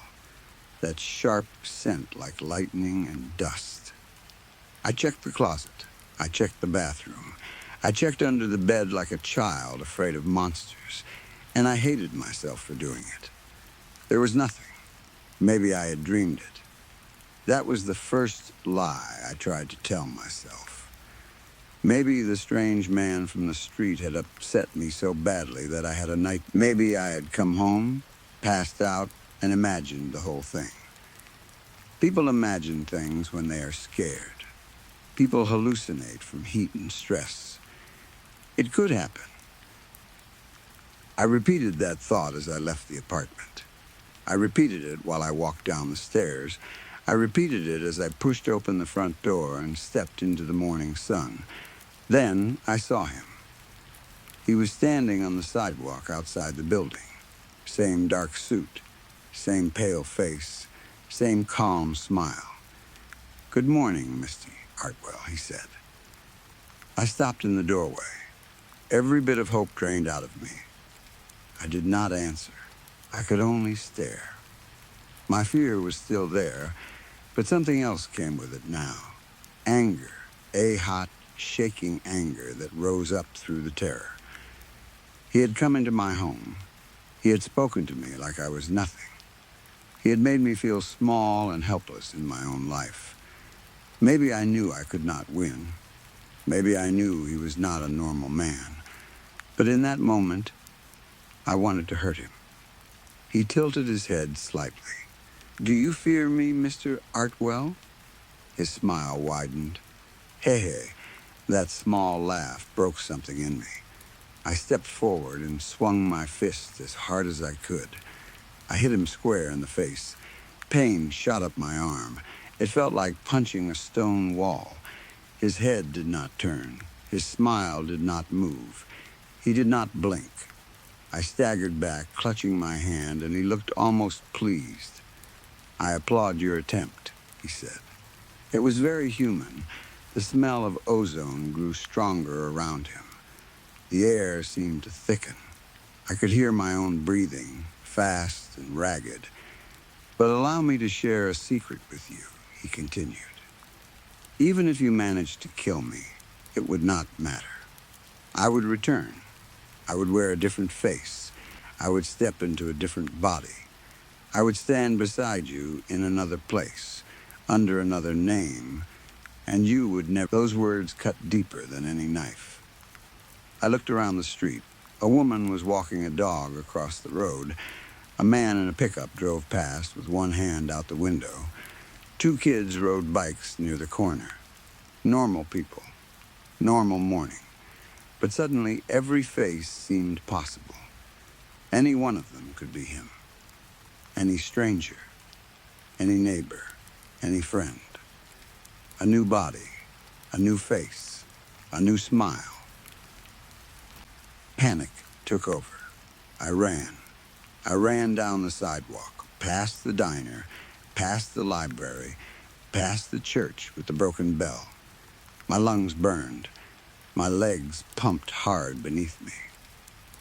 I turned onto another street, then another, trying to lose him, trying to escape whatever he was. But after what felt like minutes of running, I found myself back in front of my apartment. The man stood in the same spot. Waiting, I turned and ran the other way. Same result. No matter where I went, every road returned me to him. The town folded in on itself, like a bad dream. I passed the same mailbox 3 times, the same cracked sidewalk, the same dead bird near the curb. Each turn brought me back to that same stretch of pavement, that same dark suit, that same calm smile. Finally, I stopped. I could not breathe. My chest hurt. My legs shook. Sweat ran into my eyes. I leaned forward with my hands on my knees, broken by fear and exhaustion. The man came closer. His shoes made no sound on the pavement. When he stood in front of me, he bent down slightly until his face was close to mine. His eyes were not just dark. They were deep. Too deep. Looking into them felt like leaning over the edge of a hole that had no bottom. I wanted to look away, but I could not. You wanted answers, he whispered, so I will give you one. Then he told me the truth. I will not write the exact words. I will not repeat them. I cannot. Even thinking of them makes my hands shake and my stomach turn cold. But I can tell you what they meant. I can tell you what they did to me. In that moment, I understood that humans are not the center of anything. We are not watched with love. We are not guided by kind hands. We are not important in the way we tell ourselves we are. To the things above us, the real things, the things old enough and vast enough to make God seem like children, we are less than insects. We are small movements in the dirt. We are brief sparks that appear and vanish before anything that matters even notices. And the worst part is not that they hate us. The worst part is that they do not care at all. Hate would mean we mattered. Cruelty would mean they saw us. But indifference is colder than hate. Indifference is endless. It is the truth behind every unanswered prayer, every unfair death, every child crying in the dark, every person begging the sky for help and hearing nothing back. No one is listening. No one has ever been listening. The silence above us is not a test. It is not a mystery. It is simply silence. Since that day, I have not lived. I have only continued. I see his face everywhere now. In crowds, in reflections, in dreams. Sometimes a stranger smiles a little too slowly, and my whole body. Sometimes the air smells like lightning, and I know he is near. Sometimes I wake in the middle of the night with a question in my head that is not my own. If knowledge to humans is power, then what is it to a god? I wish I did not know. I wish I could go back to being the man I was before, a man who worried about rent and heat and bad coffee and old floorboards. I wish I could look at the sky and feel wonder instead of terror. I wish I could hear someone pray and not want to scream, but I know too much now. And soon, maybe you will too. So remember this, even if you hate me for saying it. There is no warm hand reaching down from above. There is no kind voice waiting beyond the dark. Your desperate prayers do not rise to a throne. They drift into a void so wide and deaf that even your pain becomes nothing inside it. And if something ever answers, pray that it is only pretending to be a god. Story 5. This happened around 3 or 4 months ago, back in January. And even now, I still think about it on random nights when I am lying in bed and can't fall asleep. It is not the kind of thing that has a clean ending or a clear answer. It is not like one of those horror stories where someone finds a hidden camera in their house or hears footsteps in the attic and then later finds out exactly who was there. This is worse in a quieter way, because nothing about it makes sense. There is no solid explanation that I can hold on to.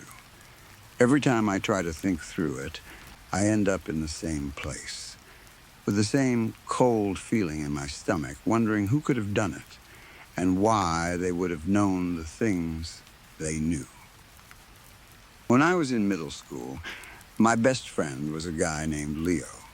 We were both awkward kids, the kind who spent way too much time online, making jokes that were only funny to us. We were not popular, but we didn't really care. Most weekends, if we weren't playing video games, we were watching terrible, low-budget horror movies. Not the famous ones, not the classics, but the weird indie movies with bad lighting, bad acting, and plots that felt like they had been made up in 5 minutes. We loved them for that. We would sit there laughing at the worst scenes, and then, after the movie ended, we would write fake reviews in a shared Google document. It started as one review, then became a habit, and then became this strange little tradition that went on for a couple of years. The Google Doc was called something stupid that only made sense when we were 13. I don't even remember who made it first, me or Leo, but both of us had editing access. We treated it like our private magazine. After every bad movie, we would add a new review at the bottom. The reviews were never serious. They were sarcastic and dramatic, full of dumb jokes, inside references from school, and fake ratings that changed depending on how tired we were. A movie could be -2 stars if the monster costume looked like someone had glued trash bags together. A movie could get 6 stars out of 5 if someone got hit in the head with a shovel in a really funny way. It was childish, but it was ours. That document was basically a time capsule of our friendship. Leo had a very specific way of writing in that doc. He almost never capitalized the first letter of a sentence, even though he knew how. He said capital letters made jokes look too serious. He used 3 hyphens instead of bullet points, and he always broke reviews into short chunks like he was making a list, even when he wasn't. I did it sometimes too because we copied each other, but he did it every single time. If I saw a paragraph written that way, I could tell it was him without looking at the name next to it. We also had certain jokes we brought back again and again, like middle school kids do. One of them was about our 7th grade science teacher, Mr. Henderson, and a presentation disaster that had become legendary between us. The Mr. Henderson thing happened during a solar system project. Leo and I were supposed to present together, but the classroom projector stopped working right before our turn. I had no idea what to do. The slides were the whole presentation. We had pictures of planets, little animations, all this stuff we had spent days putting together.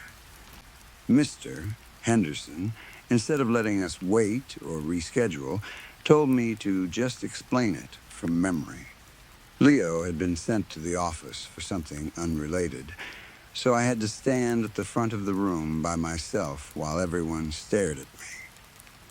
I remember my hands shaking. I remember sweating through my shirt. I remember talking about Saturn for way too long because it was the only planet I could think of. Leo teased me about it for months afterward, but never in a... It became one of those stories we used as a comparison for any situation where someone was forced to perform under pressure. In the summer of 2014, right before we were supposed to start high school, Leo died in an accident while he was visiting family out of state. I don't want to go too deeply into the details because that part still feels private, even after all these years. But I will say that it was sudden, and it destroyed me in the way only something sudden can. One week he was sending me dumb messages and talking about all the horror movies we were going to watch before school started, and then he was just gone. There was no slow goodbye, no warning, no final conversation that felt important. I was 13, almost 14, and I did not know what to do with that kind of loss. I went to the funeral. I cried in a way that embarrassed me. After that, life kept moving, because life always does, even when you don't want it to. Years passed. I went through high school without him. I made other friends, though none of them were really like Leo. I graduated, moved away, got a job, and became an adult in the normal, boring way people do. Some memories faded, but Leo never fully did. He would come back to me at strange times. I would see a terrible movie trailer and think he would have had something to say about that. I would hear someone use a phrase he used to use, and for half a second I would feel like I was back in middle school. It wasn't constant pain anymore. It was more like a quiet ache that showed up now and then. A reminder that there had once been a whole person in my life who knew me in a way no one else did. A few months ago, I decided to do a huge digital cleanup. I had old files scattered everywhere. I had a high school Google Drive account I barely used anymore. Old folders from school projects, random PDFs, old photos, essays, screenshots, and all kinds of junk I had saved for no reason. I bought an external hard drive and decided I was going to move everything important there before deleting the rest. It was one of those boring adult tasks that suddenly feels urgent, even though you have ignored it for years. I spent most of a Saturday dragging folders around, opening files I had not looked at in ages, and laughing at how dramatic I used to be in school assignments. That was when I found the old shared horror movie review document. It was sitting in a folder with other middle school stuff, and seeing the title made me stop. I had completely forgotten it still existed. I stared at it for a few seconds before opening it, and even before the page loaded, I felt this strange mix of sadness and warmth. It was like finding an old photo in a box. I expected it to hurt a little, but I also wanted to see it. I wanted to hear our voices again, even if they were just typed out in dumb jokes about bad movies. The document opened, and at first it was exactly what I remembered. Dozens and dozens of pages of terrible reviews. I started scrolling and reading random sections. There were jokes I had completely forgotten, little references to teachers, classmates, lunchroom food, broken school computers, weird substitute teachers, and arguments we had about which movie monster was the stupidest. Some of it was so bad that I actually laughed out loud. Some of it made me feel like I had been punched in the chest. Leo's name was still there in the edit history on old comments. His words were still sitting on the page, untouched, like he had just stepped away for a minute. After a while, I noticed the little note at the top that said when the last edit had been made. I don't know why it caught my eye. Maybe because I was already thinking about the last time we had used the document before he died. I clicked on the version history because I wanted to see the exact date of our final summer review. I thought maybe the last edit would be sometime in July 2014. I thought it might feel painful, but meaningful, like putting a date on a memory. Instead, the version history showed a modification date from November 14th to 2023. For a second, I just stared at it. My first thought was that I was reading it wrong. Maybe it was showing some system update. Maybe Google had changed something in the background. Maybe opening the file had somehow refreshed it. I am not a tech expert, but I know enough to understand that old cloud files can act strangely. Dates can shift. Permissions can get weird. So I clicked on the version from 2023, expecting to see nothing, or maybe a blank formatting change, or some automated note that made no sense. Instead, the document jumped all the way to the bottom, past every old review Leo and I had written in middle school. There was new text there. Not a lot, just 3 short paragraphs, added after years of nothing. It was a review of Talk to Me, the horror movie that came out in 2023. I knew the movie. I had seen it, and I remembered thinking it was the exact kind of movie Leo and I would have reviewed if we had still been doing that stupid document as adults. The moment I saw the title and the new writing underneath it, my whole body went cold. The review was written in the same tone we used when we were kids. It said, in that sarcastic way Leo always had, that Australian teenagers had found a ceramic embalmed hand and were using it to get high off ghost possession, and then called the idea completely realistic. The next part talked about the main girl being pressured into holding the hand and letting a dead guy take over her body. Then it compared the scene to the time Mr. Henderson made me present the solar system project alone after the projector broke, and how I just stood there shaking and sweating for 10 minutes. The last part gave the movie 3 out of 5 stars and said the concept, but trying to talk to the dead through a ceramic hand, was stupid. I froze so completely that I don't think I even blinked for a while. The Mr. Henderson detail was not something a random person could guess. It was not some common childhood memory like being nervous during a school presentation. It was specific.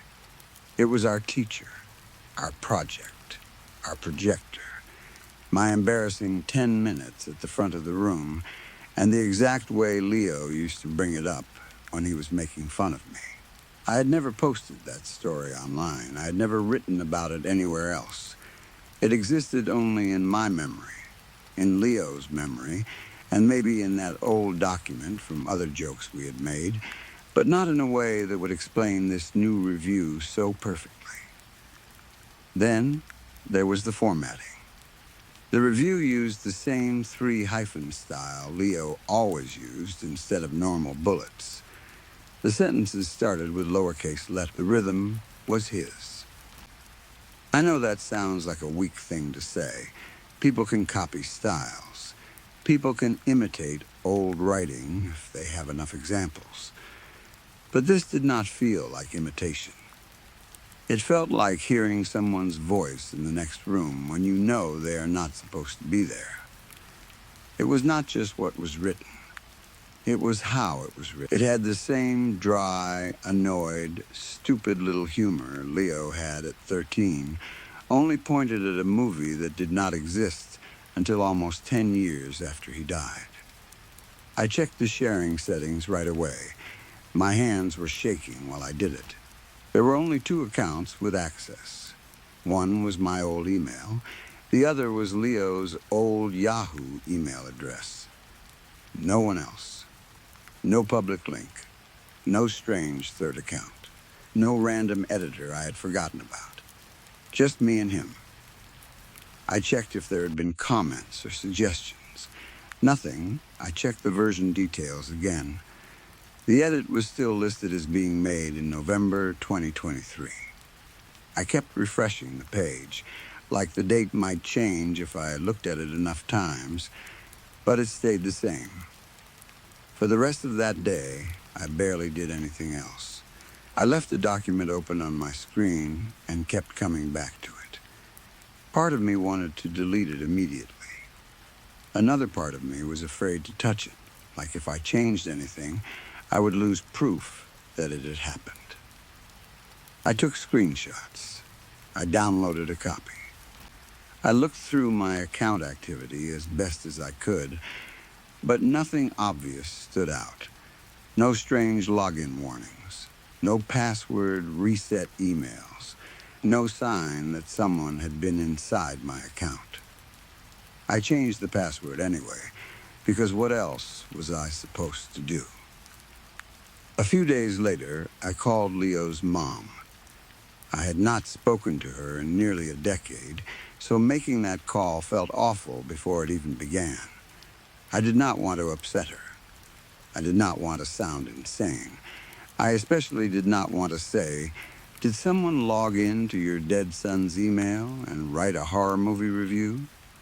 So I tried to keep it casual, which probably made it worse. I told her I had been cleaning out old files and found something Leo and I had made in middle school. She sounded happy to hear that at first. Her voice got soft, and she said it was nice that I still had things from back then. Then I asked if anyone still had access to Leo's old laptop or his email account. There was a pause. Not a suspicious one, just a confused one. She told me his old computer had been destroyed years earlier in a basement flood. It had been in storage, and after the flood there was no saving it. As for the email, she said she had gotten it deleted and shut down about a year after the funeral because it kept getting spam messages. She remembered doing it herself because it had upset her to see his name still getting junk mail like he was just another living person with an inbox. She said nobody in the family used that account, and as far as she knew, it had not existed for years. I thanked her and got off the phone as quickly as I could without seeming rude. Afterward, I just sat there holding my phone, feeling sick. Her answer should have made me feel better, because it ruled out some simple possibilities. Instead, it made everything worse. If his laptop was gone and the email had been deleted years ago, then who used his account to edit that document? If the account was truly shut down, how did it still have access? Did Google keep some ghost version of the permission? Did Yahoo recycle the address? Could someone else have made a new account with the same address years later and somehow gained access to an old private Google Doc? I looked that up, and the explanations I found were messy and not comforting. Maybe something like that could happen. Maybe not. But even if it could, it still did not explain the writing. Because the real question was never only how someone got in. The real question was why. Why would a stranger open a dead kid's old shared document, scroll through years of middle school horror reviews, learn our writing style, find one specific inside joke buried somewhere in the mess, and then add a new review of a recent horror movie like they were continuing the tradition? That is too much effort for a prank, especially when nobody was there to see my reaction. The edit had been made in November 2023. I did not find it until January. Whoever wrote it, if it was a person, had no way of knowing when I would open the file, or if I ever would. That made it feel less like a prank and more like something left behind. Eventually, I downloaded the file and deleted the online document. I know that sounds stupid. I know a lot of people would have kept it, investigated more, contacted Google support, tried to trace IP addresses or whatever else. Maybe I should have. But I couldn't stand seeing it there anymore. Every time I opened my drive, I felt like it was waiting for me. I imagined opening it again and finding another new review. I imagined seeing a comment appear while I was looking at the page. I imagined Leo's name showing up in the corner, typing. The thought made my skin crawl. So I saved a copy to my external hard drive, removed the shared document from the cloud, and told myself that was enough. Since then, I have tried to explain it in every normal way I can. Maybe my account was hacked and someone had a strange sense of humor. Maybe Leo's old email somehow came back into use. Maybe some forgotten classmate had access and I just missed it, even though the sharing settings said otherwise. Maybe Google's version history was wrong and the text had been there for years, even though it reviewed a 2023 movie. Maybe I wrote it myself in some tired state and completely forgot. Though that idea scares me in a different way. And I know I didn't. I had not opened that document in over 10 years. I had not thought about the Mr. Henderson presentation in forever, until I saw it typed there. The strangest part is that the review was not threatening. It did not say anything dark. It did not say I'm still here, or I miss you, or help me. It was just a movie review. That almost made it worse. If it had been dramatic or scary on purpose, I could have dismissed it as someone trying too hard. But it was casual. It felt ordinary, like Leo had watched the movie, laughed at it, opened the old doc, and added his thoughts, because that was what we always did. Like almost 10 years had passed, and somehow he had not noticed. Like death had been a long pause, not an ending. I don't believe in ghosts. I never really have. Even after this, I am not saying I do. I know how the internet works, and I know there are technical explanations for things that seem impossible at first. Accounts get compromised. Old data sticks around. Systems make mistakes. People do weird things. I understand all of that. But understanding that does not remove the feeling I got when I saw those words. It does not explain why my dead best friend's exact humor, exact formatting, and exact inside joke showed up in a private document reviewing a movie released years after he died. It has been a few months now, and the panic I felt at first has faded. I go to work, I watch TV, I answer emails. Most days I don't think about it much, but sometimes, late at night when the apartment is quiet and my mind starts wandering, the memory comes back all at once. I see the Google Doc open on my screen. I see the new text at the bottom. I see Mr. Henderson's name sitting there in a sentence that should not exist. And I get that same tight feeling in my stomach because I know I will probably never find out who wrote it. The only copy I have now is on my external hard drive. I have not opened it since the day I deleted the online version. I tell myself I am keeping it only as proof. But I don't know who I would ever show it to or what proof would even mean in this situation. Maybe one day curiosity will win and I will open it again. Maybe there will be nothing new, just the same old reviews and that one impossible addition at the bottom. Or maybe there will be another review waiting there, written in lowercase, broken into those same little sections, joking about some horror movie Leo never lived long enough to see. That is the thought that keeps me from checking. Because I don't know what would scare me more, finding something new, or finding nothing at all.